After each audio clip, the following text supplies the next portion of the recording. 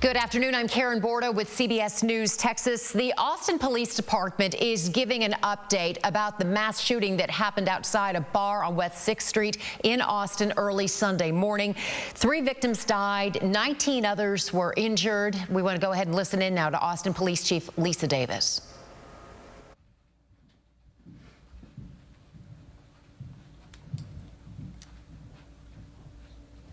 Thank you, everyone, for being here. On Sunday, APD responded to multiple 911 calls reporting a shooting outside of Buford's at 700 West 6th Street. APD officers, along with the Austin Travis County Emergency Medical Services, arrived on the scene within 57 seconds, located multiple victims who were shot, and immediately began rendering first aid. Putting a map up now of the location.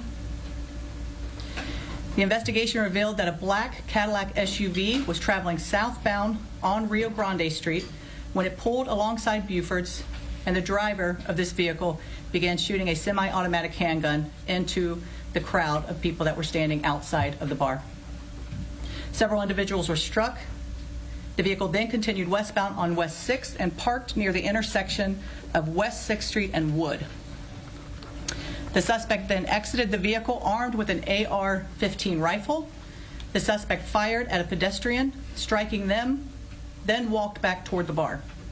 As additional officers arrived, they were directed by the suspect's location by brave people that were caught in this nightmare, and they worked to move bystanders to safety and establish a secure perimeter. At 2:03, 3 officers located the suspect near the intersection of West 6th and West Avenue. The suspect discharged his firearm at the direction of the officers. The 3 officers discharged their firearms, striking him multiple times. Officers approached the suspect, took him into custody, requested medical assistance. The suspect was later pronounced deceased at the scene. Our suspect is a 53-year-old male. The Austin Police Department has had no contacts with this suspect. His only interaction with law enforcement was in 2022, and that was a check welfare in an outside agency. This call was referenced his mental health. As this investigation has progressed, APD has learned of additional victims. APD is now aware of a total of 19 people that have been struck by gunfire. 3 people, including the suspect, were pronounced deceased at the scene. The 2 deceased victims on scene were identified as a loving daughter and a friend, Savitha Sean, 21 years of age, and a loving son and friend, Ryder Harrington, 19 years of age. These are 2 people that were dearly loved throughout this community, and that is quite clear. Both young individuals with bright futures ahead of them. On Monday, March 2nd, one of the victims, identified as a loving son and friend, George Pedersen, 30 years of age, was pronounced deceased, and he had just moved to Austin 2 weeks prior. At this time, 2 victims remain at local hospitals, with 1 in critical condition. Before we begin showing the material, I want to acknowledge the complexity and the gravity of this scene. This viewing material that you're about to see is difficult to hear, it's difficult to see. We didn't do this for the shock value.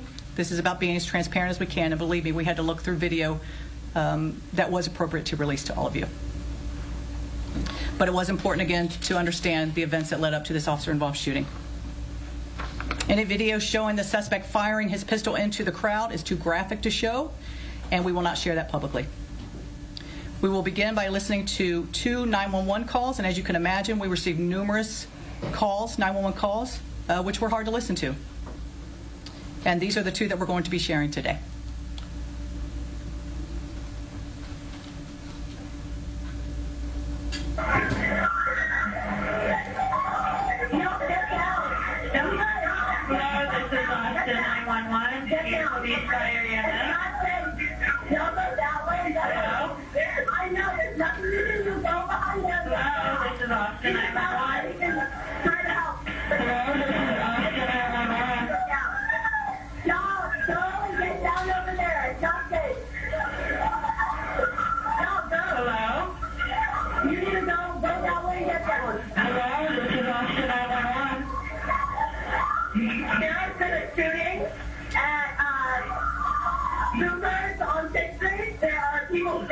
over here. There have been multiple people shot. We need help right now.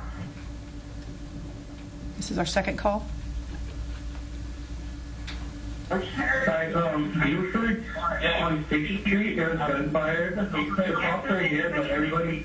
Is anybody with you, Sean? Yeah, there's nobody shot within me, but I heard like 6 gunshots from inside.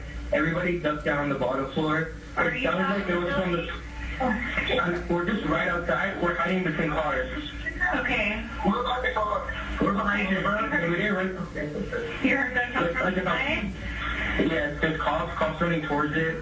There's more with help out. There were 6 gunshots, and there was 3 more on the street beside Buford, towards the right, looking south. There was 3 more. I think those were the cops fighting against it. There's also more sirens coming in. Yes, we have a lot of help on the way, okay? Stay in a safe place. I need to go answer another 911 call, okay? Go for it. Thank you. We're fine. We're between cars, but answer another call, please. Yeah, stay We're all safe, safe. okay? We're all safe. All right. We're all safe. Thank you. It was... We're now going to listen to radio traffic.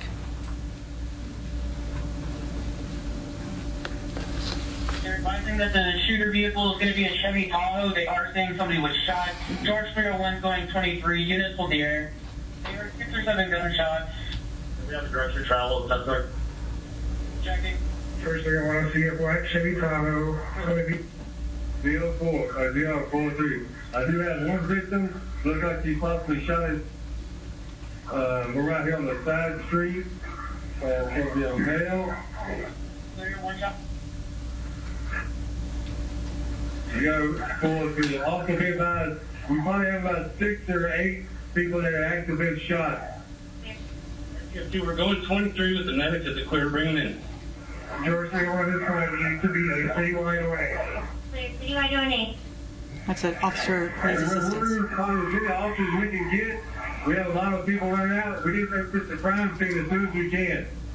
Clear. Citywide ONA has been started. And unknown on where the suspect went, all we have is a white SUV. 505, I'll be in command. RTS 1 is 23. George 79, I'm in command. RTS 2, I have command. We're inside Buford. We have at least 1 victim in contingent contact. Responding units, we need you guys to clear 6th Street. EMS to have a route of ingress. George 505, AXP is going to be 6 in Rio. Frank 302 to responding units. I cannot stress this enough. You guys need to keep 6th Street clear. Shut it down if you have to. On George, just let y'all know you pretty much got the city coming to you. Do you want on the stage at the main and dispatch from there? What do you guys need? 79, there are additional shots being fired. Clear. Additional shots being fired. 302, that was to the west. Those shots are on the on West Avenue. 302, the thing is at 8 on 15. 8 on 15 to the west. 6th Street. On 5th Street.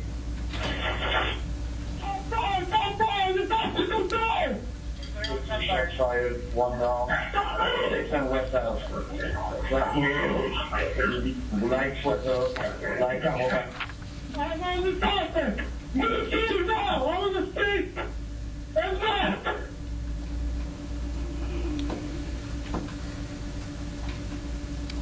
Now we're going to listen to, or we're going to look at video, and this first video is from a parked vehicle that picked this video up.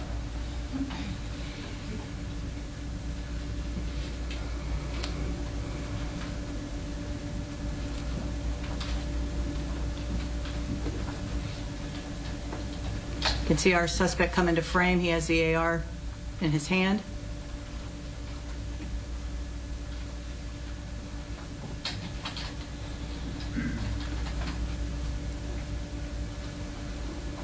Surveillance, that is our high activity location observation. And this is throughout downtown, at least that 6th Street area. We were able to capture this. And the red circle there is going to be, this is after he parked the vehicle and as he's walking eastbound on 6th Street toward the officers. This is what that's going to show.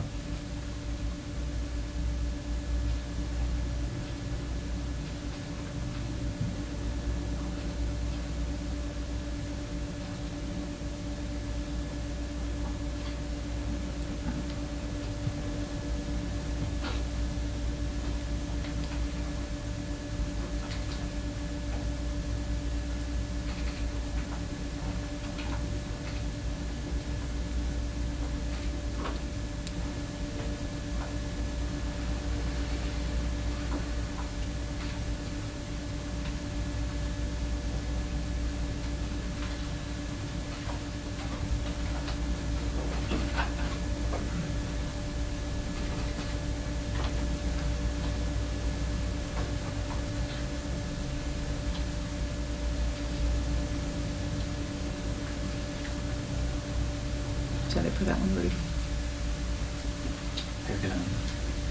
Interact here.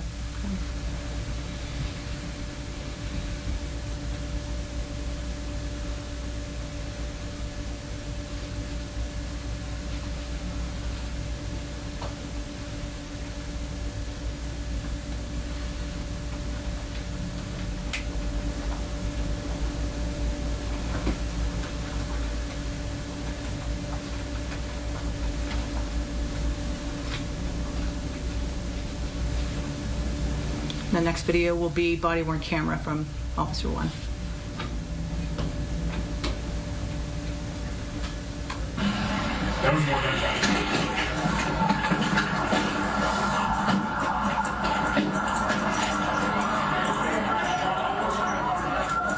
Hey, I'm with you. I'm with you.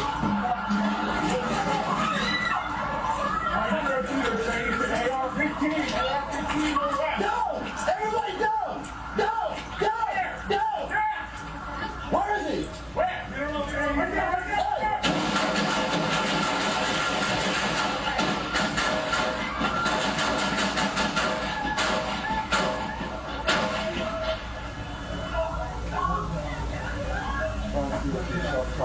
One down. Hey, don't move!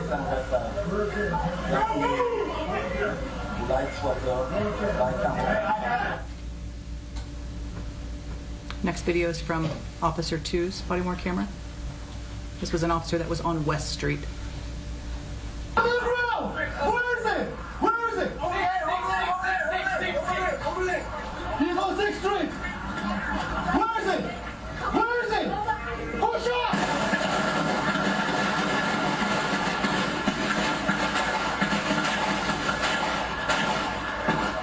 Shot fired. The suspect is down. Stop moving. Stop moving. This concludes the materials that we're going to be showing you today. I want to again recognize the bravery of our officers. You saw that firsthand as they ran into danger to stop this. It is quite clear that they saved multiple lives. And also to the people, the brave people that were around, giving direction on where this guy was. It was everybody was looking to identify him and to stop this threat. So I want to thank, again, the officers that engaged him, the officers that responded, that started putting tourniquets and rendering first aid immediately to victims. As you can see, this was a chaotic scene that was overwhelming for many, and it's overwhelming to watch it.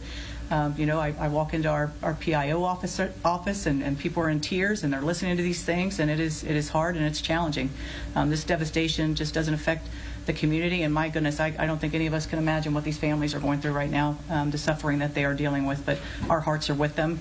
I want to thank the mayor. Thank you for your leadership and city management team, just fantastic, giving us all the resources that we need. Again, this is an investigation that is continuing, still working with our FBI partners. I also want to thank DA Garza for publicly exonerating and publicly acknowledging the heroism of our officers. I want to thank him. And then I want to also make sure that our community is aware of our victim services. We have a fantastic victim service here in APD. We have 52 counselors. We're very fortunate here. But anyone who is having any trauma or any issues or questions about this can call them at 512-974-5037. Also, if anyone has evidence that they would like to send, I know a lot of people captured video and audio. This QR code, if they want to hit that, they can send and upload that information, and that will go to a detective. And again, if you see, the amazing thing is when we look at all of these 911 calls, it's about calling as soon as possible. Anyone who sees something, hears something, please call 911 immediately. Thank you all for coming. And that is Austin's Police Chief Lisa Davis giving an update and showing us video from what happened, both from surveillance video and body cam video. And we do want to let you know that in the interest of transparency, there were 2 moments in the video that was shown that we edited out because we felt it was just too graphic to be shown. But she also stated something we were not aware of, that indeed 19 people were wounded in this. In addition to the 3 who were killed, 19 people wounded in the attack, not 13 people. 2 of them are still hospitalized, 1 of them in critical condition. Again, she reiterated that the video that we saw and other video that they have was just too difficult to see, and that they were not going to be releasing that. And she said that they were releasing what they did release in the interest of transparency.